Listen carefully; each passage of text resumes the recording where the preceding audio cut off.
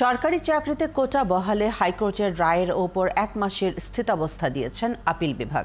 হাইকোর্টের রায় স্থগিত চেয়ে করা দুটি আবেদনের শুনানি শেষে কিছু পর্যবেক্ষণ সহ এই আদেশ দেন প্রধান বিচারপতির নেতৃত্বে 5 সদস্যের আপিল বিভাগ। এই আদেশের ফলে মেধার ভিত্তিতেই নিয়োগের সিদ্ধান্ত বহাল থাকলো বলে জানান অ্যাটর্নি জেনারেল।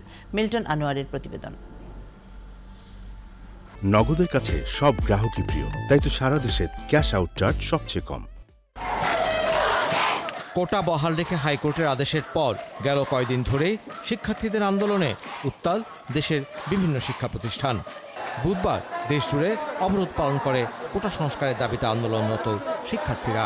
এর আগে মঙ্গলবার হাইকোর্টের রায় স্থগিত চেয়ে আবেদন করেন 2 শিক্ষার্থী।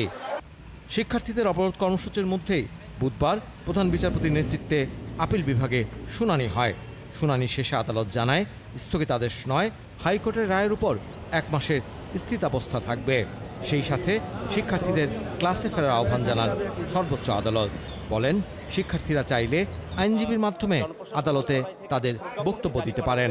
সাবজেক্ট ম্যাটারের উপরে 4 সপ্তাহের জন্য স্ট্যাটাস কো হয়েছে।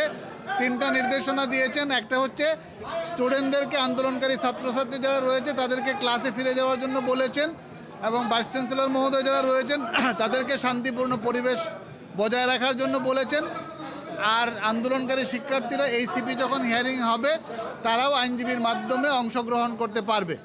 এই আদেশের ফলে হাইকোর্টের রায়টি আর কার্যকর নেই।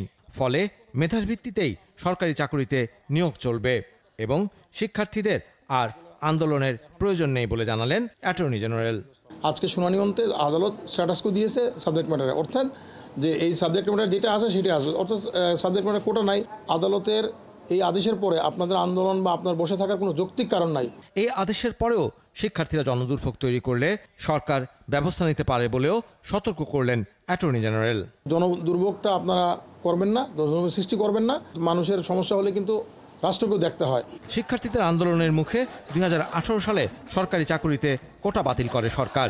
এর বৈধতা চ্যালেঞ্জ করে দায়ের করা রিটের প্রেক্ষিতে গেল 5 জুন কোটা বহালের রায় দেয় হাইকোর্ট। মিল্টন আনোয়ার, 71, ঢাকা।